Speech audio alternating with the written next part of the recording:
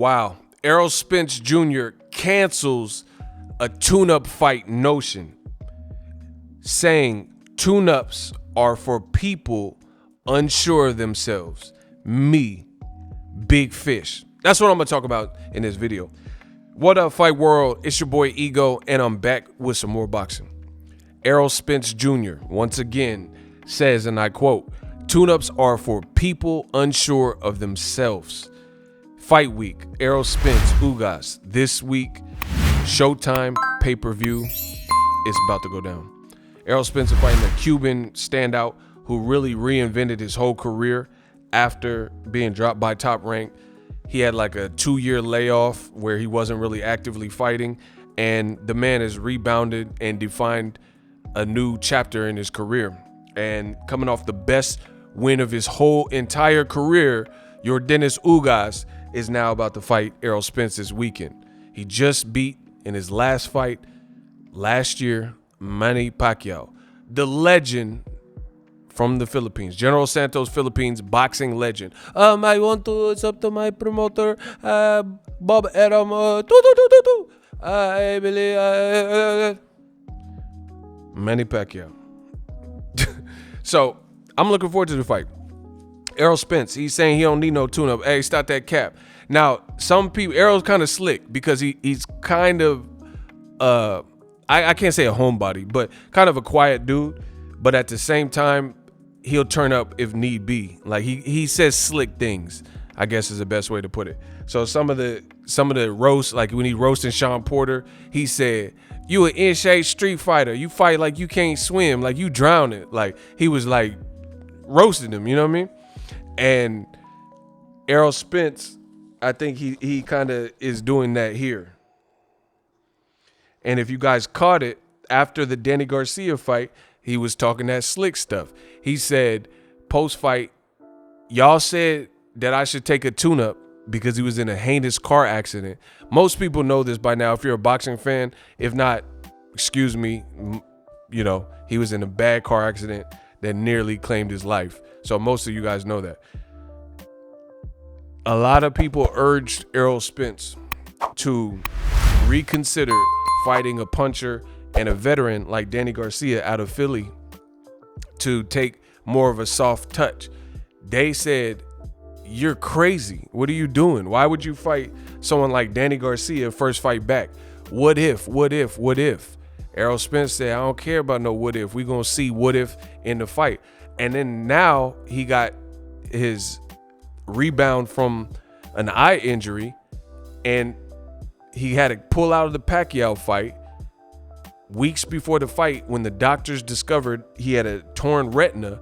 He had the surgery, emergency surgery on it. UGAS went on to fill his shoes and, you know, as an understudy, went on to fight Pacquiao.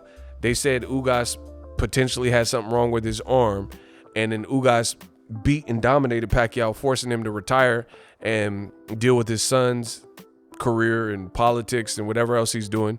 You know, wish him the best.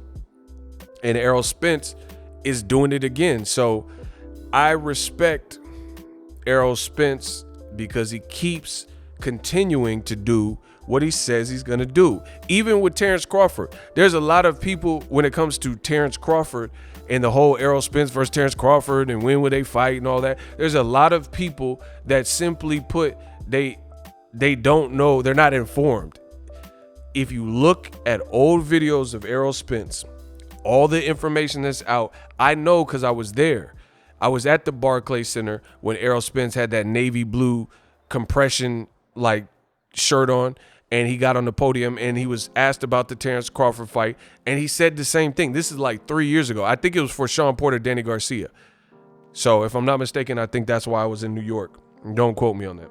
Errol Spence hopped on the podium, asked about Terrence Crawford, even back then because Crawford was a welterweight, and he said, "Hey, I'm cleaning up my side of the street. These are easy fights to facilitate. I'm man down. I'm going to collect my straps. He can do whatever he want. We meet in the middle at the end." And fast forward to the future, Errol Spence has not changed that. If anybody has went against code, it's Terrence Crawford.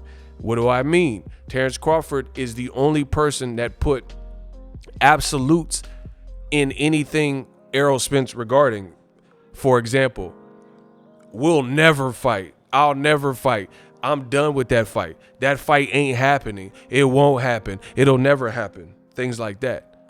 Nobody else has done that outside of Team Crawford and Terrence Crawford himself. So a lot of people were telling Errol Spence, like, chill out. You don't know how it's going to be. What if this, what if that? And Errol Spence said, Danny Garcia, that was I told you he was talking slick at the end of it. He said, Danny Garcia, that was my tune-up. I don't need no tune-up. That was it. And now he's saying pretty much the same thing. A lot of fans, they're saying, oh, look at Errol's eye, his eye. And that's the thing, and boxing is a microcosm of life. I think that's why it's the best sport in the world, because at the end of the day, you look at Errol Spence Jr. and you look at the triumph, you look at the high moments, you look at the lows. Fortunately for him, no one's beat him in the ring, to this point. However, he has had some lows with things outside of the ring, like almost dying in a car wreck. And Errol Spence Jr., he seems to just keep on trucking and prevail through. So I respect it. I respect his whole plight, and I respect the struggle. And he seems like a family-oriented family man, and he's really trying to put on for his kids and his daughter and things like that. And you have Errol Spence Jr., who puts out a message, and he's been sticking to it. He said, I don't need no tune-ups. And why the whole rest of the world, this is what separates greatness from the average person. Because at the end of the day, you have Errol Spence Jr., and he's saying, I'm great. I don't need no tune-ups. That's for people who lack confidence. Somehow, some way, he hasn't lost a step and he hasn't lost confidence. While the rest of everybody, all the average people, they're looking at him like, oh, what about your eye? What if it gives way? And the thing I've learned about life is if you focus on what you don't want, the universe will give you what you don't want. You know what I mean? It's like I used this example before. If you're into archery and you're an archer and you have a bow and arrow, you're trying to hit the target. You look at the target and focus all your energy, tunnel vision on the target. You don't focus on things, innocent bystanders and people that you don't want to hit. You focus on the target. So you can't be bothered about, oh, what if my eye breaks in the middle of the fight, or if this happens, or you don't want that to happen. It's like people walking to get their diploma in high school.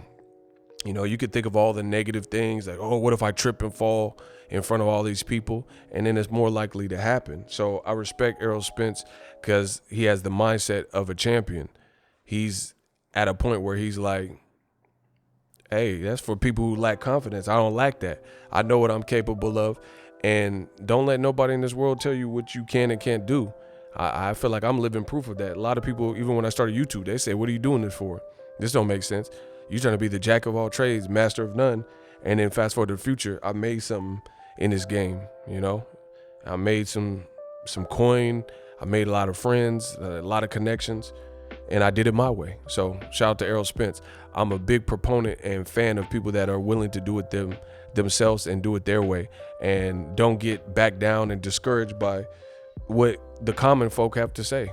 You don't think about, he got a surgery based on the doctor's recommendation to preserve his eye. So why would you just spend all day focused on the surgery relapsing, you know what I mean, and your eye being damaged? You don't focus on that. You want to have 20/20 vision. You focus on improving your vision, strengthening your eye, and things like that. So Errol Spence, good head on his shoulders, pause, because it looks like he's eyes on the prize, and he can't be bothered with all the worriers.